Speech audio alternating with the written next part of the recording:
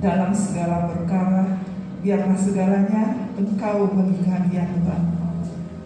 Biarlah kami terus semakin ya Tuhan berpaut kepadamu. Jiwa kami semakin rindu akan Engkau. Kami menanti-nantikan Tuhan. Kami percaya Tuhan hadir di tempat ini. Tuhan selalu ada bersama kami. Tuhan selalu menyertai kami. Kami memohon urapan Roh Kudus menolong kami untuk boleh mengerti akan firman-Mu dan memberikan kami kekuatan untuk dapat melakukannya. Terima kasih Bapa, terima kasih Tuhan Yesus, terima kasih Roh Kudus, dan pujilah nama-Mu kekal dan selama-lamanya. Dalam nama Tuhan Yesus kami berdoa dan mengucap syukur. Haleluya. Amin. Apa kabar buat Bapak Ibu semua? Ya, kita luar biasa karena Tuhan Yesus yang luar biasa di dalam hidup kita. Nah, saat ini kita akan belajar tentang kegagalan dalam menanti-nantikan pertolongan dari Tuhan. Kegagalan dalam menanti-nantikan pertolongan Tuhan. Nah, siapa yang di sini sedang menanti-nantikan Tuhan atau menanti-nantikan sesuatu pertolongan dari Tuhan? Ada di sini di tempat ini? Nah, ada kita, termasuk juga saya menanti-nantikan Tuhan tetap. Biarlah kiranya Tuhan segera menolong kita. Amin. Nah, saat kita menanti-nantikan pertolongan Tuhan, misalnya nih, 1 minggu buat kita nggak apa-apa ya. Oh, 1 minggu, apalagi yang kita nanti-nantikan itu janji, yang kita nanti-nantikan itu merupakan sesuatu hal yang pasti, ya. Tetapi bagaimana jika seseorang berjanji misalnya memberikan kita hadiah dan dia sudah mengirimkan paketnya katanya, tetapi selama sebulan tidak nyampe-nyampe, apa yang kita lakukan? Kira-kira janjinya kita dikasih hadiah, dikirim lewat paket, tapi kita tunggu-tunggu sampai sebulan nggak nyampe-nyampe, kita pikirnya apa? Mungkin terjadi sesuatu, delay, dicek ke tempat paketnya, atau sudah dicek tidak ada, kita bisa meragukan dia janjinya bohong apa enggak, betul? Nah, di dalam menanti-nantikan ini Tuhan sangat membutuhkan respon. Bagaimana kita menanggapinya saat kita menanti-nantikan? Mari kita lihat di dalam Yesaya 30 ayat 18. Kalau sudah ketemu, katakan amin, kita baca bersama-sama. Atau di sini tolong dipaparkan Yesaya 30 ayat 18. Oke, kita baca bersama-sama. 1, 2, 3. Ya. Sebab itu Tuhan menanti-nantikan saatnya hendak menunjukkan kasih-Nya kepada kamu. Sebab Ia bangkit hendak menyayangi kamu. Sebab Tuhan adalah Allah yang adil. Berbahagialah semua orang yang menanti-nantikan Dia. Amin. Firman ini mengajar kita, ternyata bukan hanya kita saja yang menanti-nantikan Tuhan, tetapi Tuhan juga menanti-nantikan kita. Kenapa Tuhan yang adalah Allah yang maha besar, Allah pencipta segala sesuatu, bisa menanti-nantikan kita? Apa yang terjadi? Berarti ada sesuatu yang terjadi, bukan? Nah, ayat ini adalah diberitakan oleh Yesaya. Pada saat itu, bangsa Yehuda sedang diserbu oleh Sanherib. Ini adalah masa-masa kehancuran bangsa Yehuda. Saat mereka diserbu bangsa Sanherib, mereka bukan datang kepada Tuhan, tetapi bangsa Yehuda menggunakan pikirannya sendiri, menggunakan kekuatannya sendiri. Mereka mau lari ke Mesir. Dan padahal meskipun demikian, Tuhan sudah berfirman kepada Yesaya sebagai nabinya pada waktu itu, berdiam dirilah, bertobatlah dan berdiam dirilah, sebab disitulah letak keselamatan. Tetapi apa yang terjadi? mereka tidak mau. Masuk akal kan? Sangat bertentangan. Kadang apa yang Tuhan kehendaki dengan apa yang kita pikirkan. Yang Tuhan kehendaki pada saat bangsa Yehuda mengalami kesesatan adalah berdiam diri, bertobat, menantikan Tuhan. Tetapi mereka tidak mau. Mereka pergi ke Mesir. Nah, begitu juga dengan kita. Kita menanti-nantikan Tuhan, tetapi acap kali kita sering menggunakan pikiran kita. Betul, pikiran kita bersumber dari Tuhan. Kita harus menggunakannya. Tetapi yang paling utama kita lakukan saat menanti-nantikan Tuhan adalah menyelaraskan pikiran kita dengan kehendak Tuhan. Yang sering terjadi ketika masalah datang, kita langsung apa yang harus kulakukan. Jarang di antara kita datang ke hadirat Tuhan pertama kali, betul? Langsung begini, bagaimana aku menghadapi ini? Apa yang harus saya lakukan? Itu buktinya kalau kita menggunakan kekuatan sendiri, ya. Kemudian, kepada siapa aku harus minta tolong? Kita menomor duakan Tuhan. Acap kali dalam hidup kita sering menomor duakan Tuhan. Padahal yang Tuhan kehendaki saat kita menanti-nantikan pertolongannya adalah mendengarkan firman-Nya. Tuhan bilang, dengan bertobat dan tinggal tenang, disitulah letak keselamatanmu. Ya, dan dengan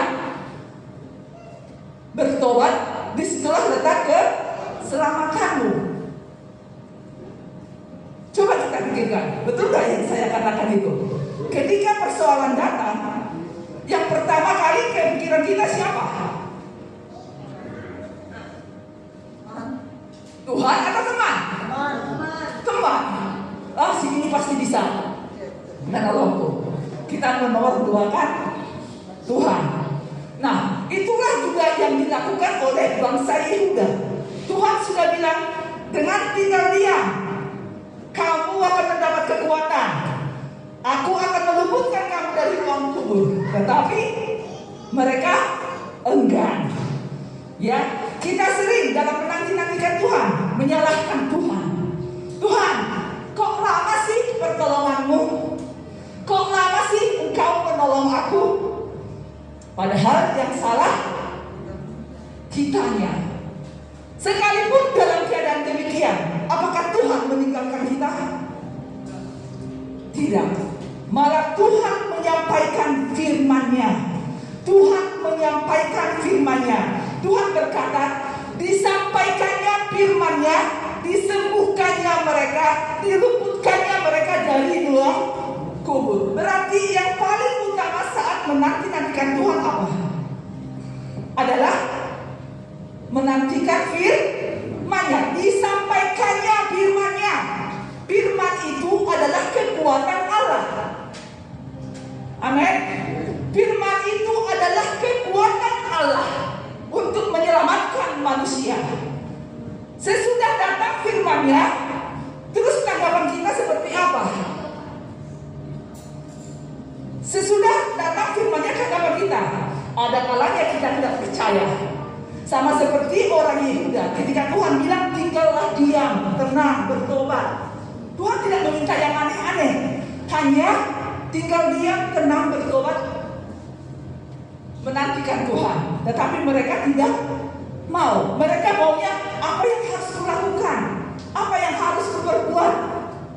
Mereka mengandalkan orang Mesir. Pada saat itu bangsa Mesir adalah bangsa yang kuat, bangsa tempat di mana ketika orang mengalami kekacauan selalu lari ke sana. Nah, itulah kebiasaan-kebiasaan pada zaman ini ya. Nah, waktu kita sudah belajar yang di KPA mengenai bangsa Mesir. Dalam Kejadian diceritakan di sana, Kejadian 32 ayat 1 sampai 35. Karena saking panjangnya saya singkat saja ya. Ini menceritakan di mana Musa naik ke Gunung Sinai. Dan selama 40 hari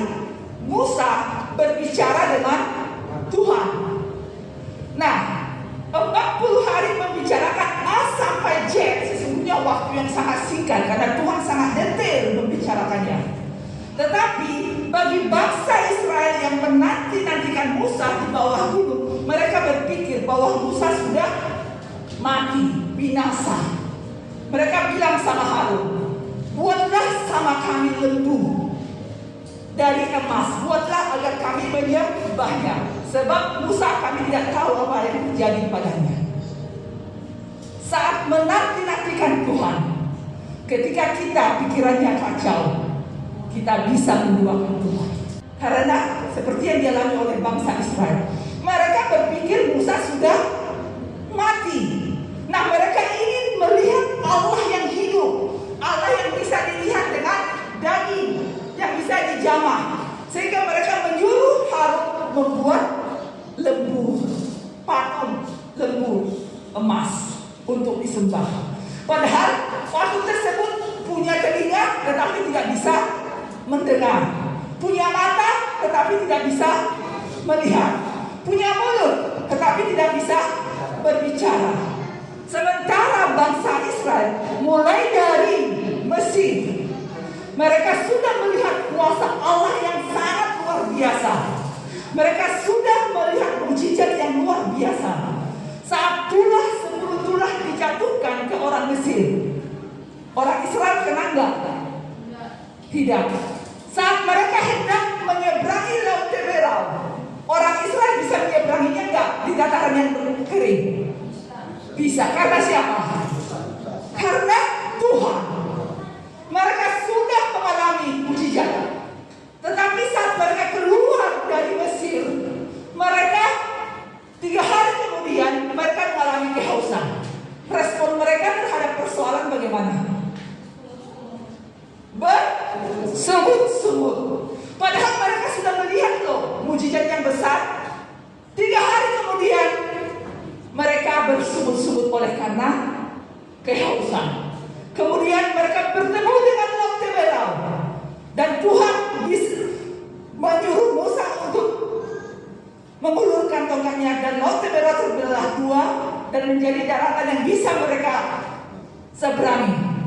Dan sesudah sampai di seberang Laut Teberau, mereka kehausan 3 hari kemudian lagi. Apa respon mereka? Bersungut-sungut. Nah, seringkali saat kita berkata menanti-nantikan pertolongan Tuhan, kita bukannya bersyukur mengingat kebaikan Tuhan, tetapi yang sering adalah bersungut-sungut. Di mana Tuhan Allah? Kenapa Dia meninggalkan aku? Seolah-olah semua itu kesalahan Tuhan. Tuhan kasih nggak meskipun bersungut-sungut mereka minum? Tuhan kasih. Betapa baiknya Tuhan. Amin. Betapa baiknya Tuhan. Sekalipun iman kita tidak sempurna, sekalipun iman kita lemah, Tuhan tetap Allah yang setia. Dalam perjalanan kita mengikuti Tuhan, sering kita jatuh bangun. Tetapi Tuhan meninggalkan kita enggak? Enggak pernah. Karena kasih setia Tuhan selamanya buat kita. Amin. Tetapi bukan berarti oleh karena kebaikan Tuhan yang luar biasa, kita tetap tidak mengalami perubahan. Justru karena kita mengalami kebaikan Tuhan, kita harus terus mengalami, harus mau diubahkan. Nah, siapa di sini yang sudah sering mengalami mujizat Tuhan? Saya pribadi ya. Nah, saat kita kembali sudah mengalami berkali-kali mujizat Tuhan, saat kita kembali mengalami persoalan, bagaimana respon kita? Ada yang marah, ada yang menjadi ngambek, nggak mau berdoa, nggak mau datang ke gereja, dan ada juga yang menjadi apatis, tidak mau ngapa-ngapain. Tuhan tidak melihat saya, Tuhan tidak mendengar saya. Kita menjadi kecewa kepada Tuhan. Tetapi ternyata sekalipun di dalam kesesakan kita dan kita berpikir seperti itu, Tuhan tidak pernah meninggalkan Bapak, Ibu, dan saya. Amin. Karena firman Tuhan berkata, kasih setia Tuhan kasih setia Tuhan selama-lamanya. Jadi ketika kita menanti-nantikan Tuhan, berhati-hati dengan pikiran yang salah, ya. Ketika kita seperti bangsa Israel tadi menganggap Musa sudah mati dan mereka ingin melihat Allah, karena pikiran yang bersalah membuat mereka menjadi tidak sabar, membuat mereka menjadi memilih keputusan yang salah. Pikiran yang salah membuat mereka bertindak salah. Akhirnya apa yang terjadi kepada angkatan itu? Angkatan generasi pertama Israel mati. Mereka semua mati di padang gurun, tidak sampai ke tanah Kanaan. Jangan sampai kita mengalami kematian rohani saat menanti-nantikan Tuhan. Tapi mari kita cek dulu bagaimana hidup kita. Bagaimana, apa yang Tuhan mau lakukan, apa yang Tuhan inginkan dari kita. Amin. Kata Tuhan, berbahagialah orang-orang yang menanti-nantikan Tuhan. Amin.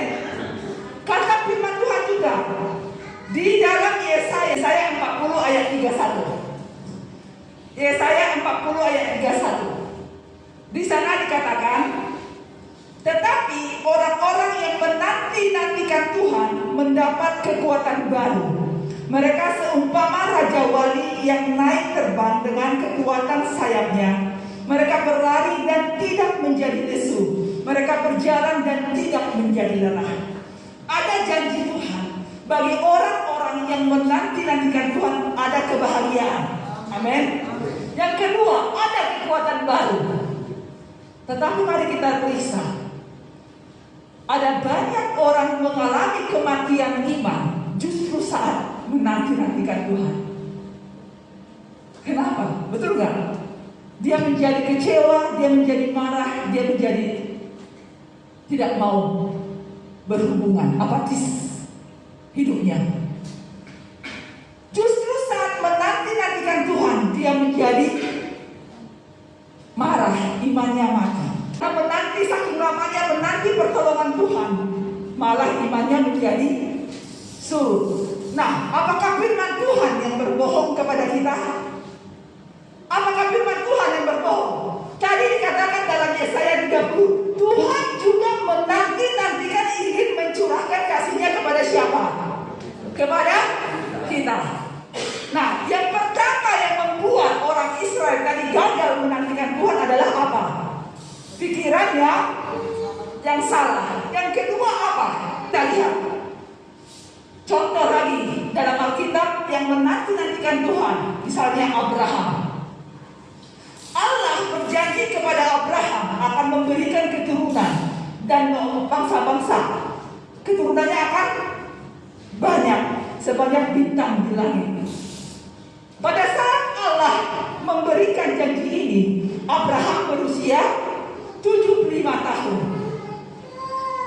Kemudian janji Allah ini digenapi pada saat Abraham berusia 100 tahun. Berarti Abraham menunggu janji Allah selama berapa tahun? 25 tahun. Jika kita menantikan janji seseorang kepada kita seperti itu, ragu gak? Ragu gak? Tapi apa dengan Abraham? Abraham juga pernah mengalami pikiran yang salah. Disangkanya dengan mengawini Hagar, dia akan mewujudkan janji Allah tersebut. Dia pikir lewat Hagar pun dia akhirnya setuju dengan keputusan Sarah, istrinya yang menganjurkan dia untuk menikahi Hagar. Abraham jatuh oleh karena pikiran yang salah. Tetapi pada saat Abraham mengalami itu, dia bertobat enggak? Dia bertobat. Dari mana buktinya? Mari kita baca dalam Roma. Apa yang dilakukan Abraham? Roma 4 ayat ayat 18 sampai 20.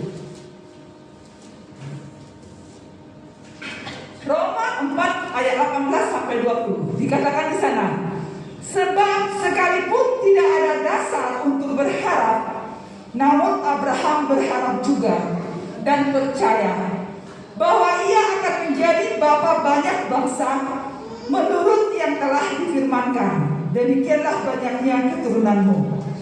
Imannya tidak menjadi lemah, walaupun ia mengetahui bahwa tubuhnya sudah sangat lemah karena usianya kira-kira 100 tahun dan bahwa rahim Sarah telah tertutup.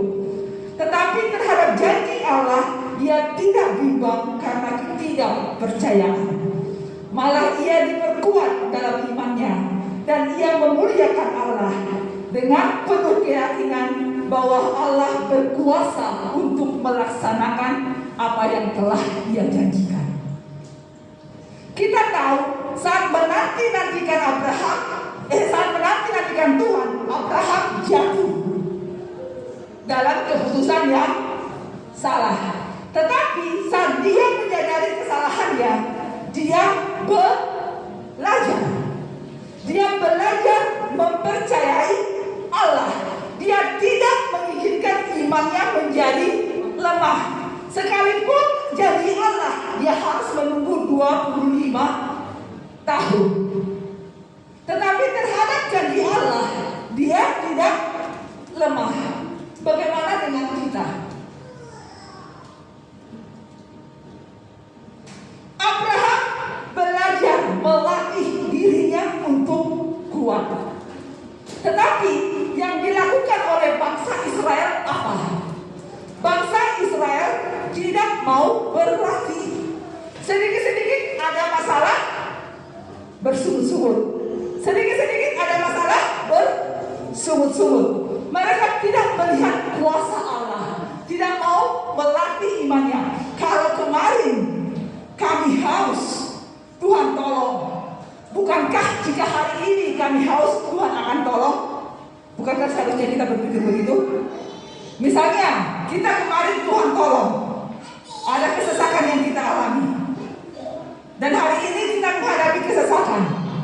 Bukankah kita seharusnya berpikir bahwa jika kemarin saya mengalami kesesakan, maka hari ini pun pasti Tuhan tolong.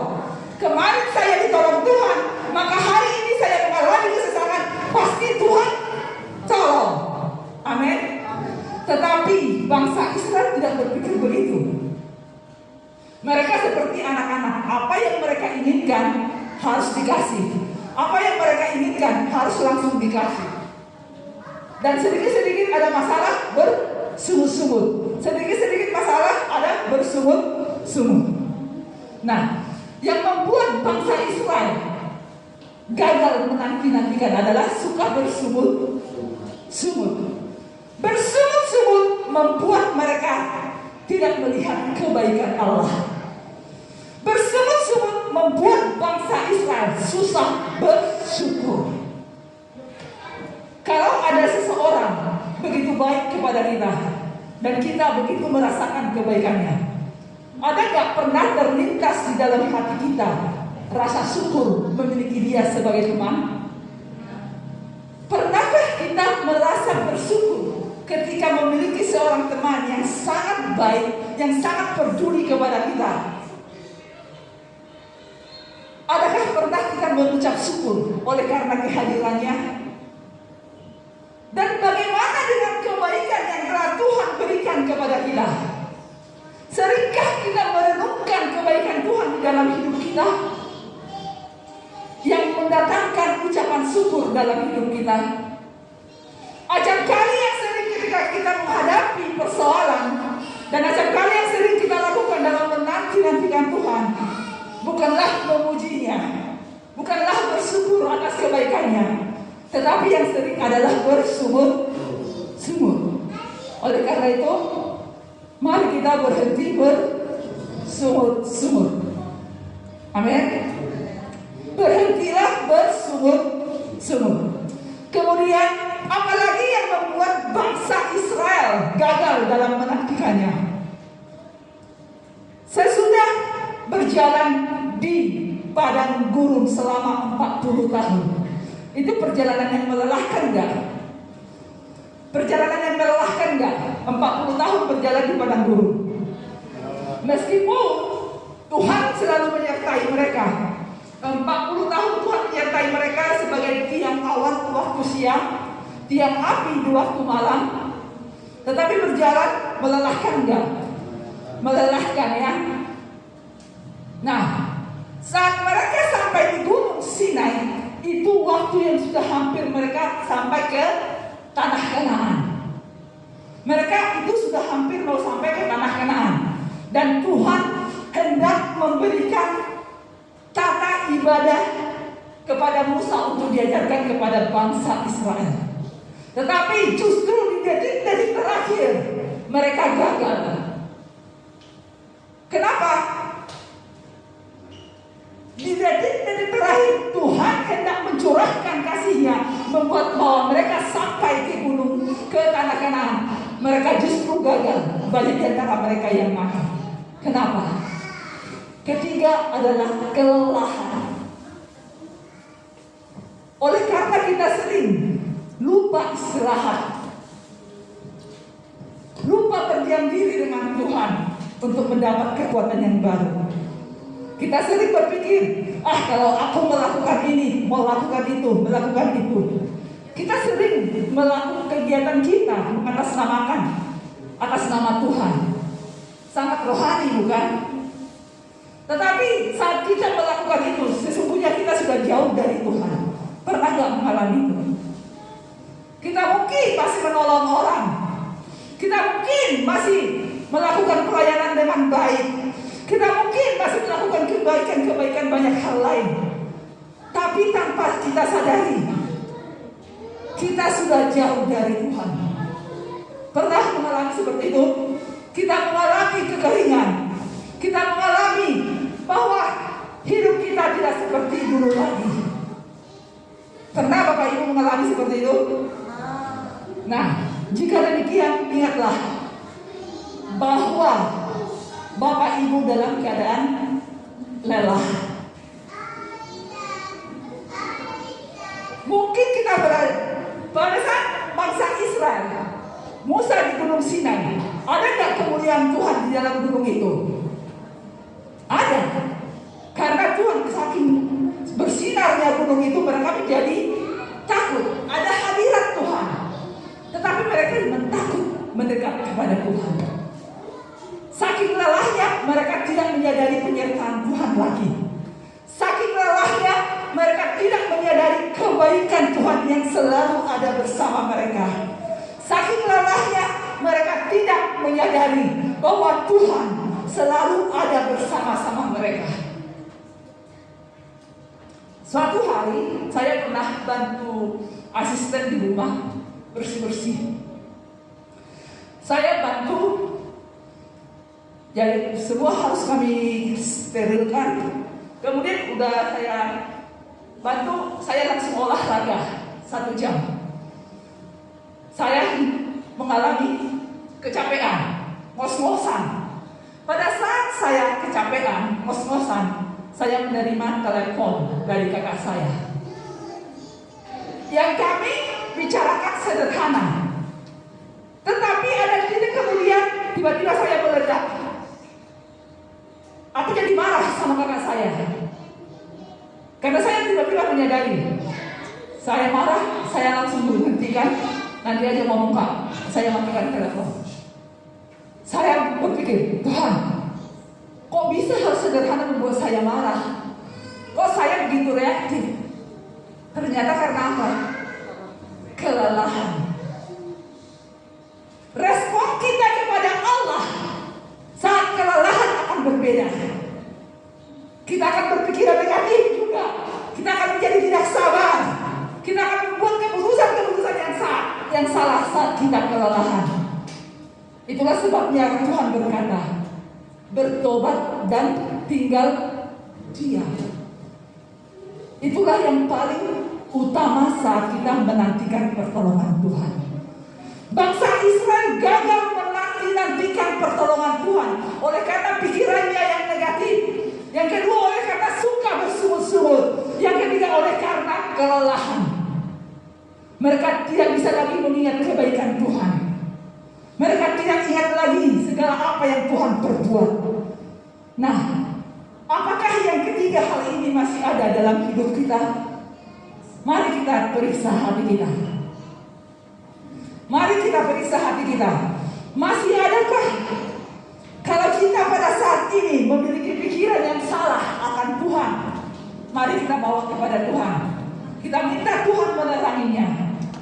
Karena pikiran yang salah akan membuat kita salah menilai tentang Tuhan. Sama seperti ketika kita berpikiran negatif terhadap seseorang. Bukankah sekalipun dia melakukan hal yang baik, tetap akan menjadi salah di mata kita? Padahal karena pikiran kita yang negatif terhadapnya. Betul? Nah, jika kita pada saat ini masih memiliki pikiran yang salah, mari kita bawa kepada Tuhan. Yang kedua, bagaimana perkataan kita di hadapan Tuhan saat menanti-nantikan pertolongan? Apakah kita bersungut-sungut? Apakah kita masih mudah kecewa? Apakah kita masih mudah marah? Mari kita periksa hati kita. Yang ketiga, jika kita kelelahan, mari berdiam diri di hadapan Tuhan. Amin. Saat ini pun saya sedang merecek diri saya. Dan saya menemukan ada banyak hal-hal yang harus dibereskan. Dan hal-hal kecil sederhana tetap saya bawa kepada Tuhan. Misalnya nih, dalam menghadapi orang-orang, saya mengirimkan message kepada seseorang, tidak dibalas. Untuk menghindari pikiran saya yang salah terhadap dia, saya berdoa. Bayangkan untuk hal yang sederhana, saya melakukan seperti itu. Karena apa? Saya ingin melatih diri saya terhadap hal-hal sekecil apapun bergantung kepada Tuhan. Saya mau melatih apapun yang saya alami, saya harus mendahulukan Tuhan. Dan ketika saya mulai memperhatikan dan saya mempersiapkan ini, saya sungguh-sungguh merasakan kebaikan Tuhan. Hal-hal yang sederhana, hal-hal yang kecil pun yang mungkin tidak saya anggap akan Tuhan pedulikan, dan bahkan yang mungkin bahwa Tuhan tidak perlu urus itu, tetapi Tuhan urus. Tuhan gerakkan. Bagaimana jika di dalam diri kita masih ada hal-hal yang besar yang perlu pertolongan Tuhan dan kita tidak peduli? Oleh karena kesibukan kita, oleh karena mungkin juga mata kita yang selalu tertuju kepada persoalan kita menjadi menduakan Tuhan. Saya juga punya kesaksian. Kemarin saya pergi survei ke suatu daerah Dadap. Awalnya kami bukan ke sini, karena tujuan kami mencari tempat yang dimana bisa dicapai oleh kendaraan dengan mudah. Tetapi oleh karena orang yang kami hubungi tidak bisa, akhirnya kami memutuskan ke Dadap. Nah, di Dadap ini kami berjalan sepanjang jalan. Tidak pernah terpikirkan apa-apa, hanya mau mencari tempat di mana bisa melayani, di mana bisa membuat anak-anak bisa belajar. Tiba-tiba di ujung jalan, hampir dari ujung jalan sebuah jalan lah. Soalnya di ujungnya laut. Nah, kami lihat di situ ada sebuah kontrakan. Terus kami iseng-iseng bertanya, ayo kita tanya aja, siapa tahu murah kontrakannya atau gimana gitu. Kami iseng bertanya kepada orang tersebut. Nah, kami lama menunggu orang yang punya kontrakan ini. Kemudian dilihat pakaian kami tidak sesuai dengan sedaerah. Di situ banyakkan maaf Bapak Ibu PSK. Nah, ibu ini heran. Ibu bertiga mau ngapain? Mau cari tempat tinggal? Iya. Dan karena cerita, saya akhirnya bercerita, sebetulnya Bu, kami mau cari tempat untuk mengajar anak-anak. Nah, waktu dia dengar ini, dia langsung telepon suaminya. Bapak, di sini ada ibu-ibu 3 orang.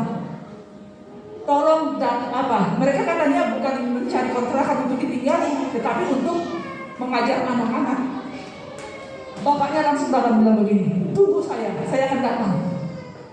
Bapak ini sudah haji. Bapak ini haji. Kemudian kami datang, kami menunggu-nunggu. Sempat karena saking lamanya kami menunggu-nunggu, kami berkata kepada ibu, Ibu, nanti aja kami datang ya. Kami mau lihat lagi sampai ke sana. Tetapi ibu ini menahan kami. Terus saya bilang, bagusan kita tunggu, nanti jangan sampai selisih jalan. Akhirnya kami tunggu bapak ini. Dan bapak ini datang. Tujuan ibu bukan untuk tinggal di sini, bukan, tetapi mau cari tempat untuk mengajar anak-anak. Apa yang terjadi? Bapak ini langsung bilang, jika tujuan ibu murni tulus mengajar anak-anak, saya berikan tempat. Bapak ini langsung bilang, saya berikan tempat untuk ibu bapak pakai mengajar anak-anak. Seandainya kami tidak sabar menunggu bapak ini, kami akan dapat tempat enggak. Tetapi karena kami akhirnya sabar dan ada orang yang menyabarkan, akhirnya kami menunggu bapak ini dan bapak ini memberikan tempat. Nah, begitulah cara-cara Tuhan bekerja. Kita tidak tahu cara Tuhan bekerja, tetapi ketika Tuhan melihat kita ingin bersegera membereskan segala sesuatu yang tidak baik di dalam diri kita, kita akan melihat Tuhan cepat bekerja. Amin. Bukan Tuhan yang berlama-lama hendak menolong kita, tetapi justru Tuhan sedang menantikan kita untuk datang kepadanya. Pertanyaannya, maukah kita datang kepadanya lebih dahulu? Maukah kita seperti Abraham yang meskipun jatuh bangun, dia tetap berlatih menguatkan imannya? Ada banyak orang gagal, imannya mati saat menanti-nantikan Tuhan oleh karena kecewa yang berat. Tetapi mari saat mengalami itu kita melihat kembali ke belakang segala kebaikan-kebaikan yang Tuhan berikan kepada kita. Amin. Mari kita renungkan segala kebaikan Tuhan. Kita tundukkan kepala.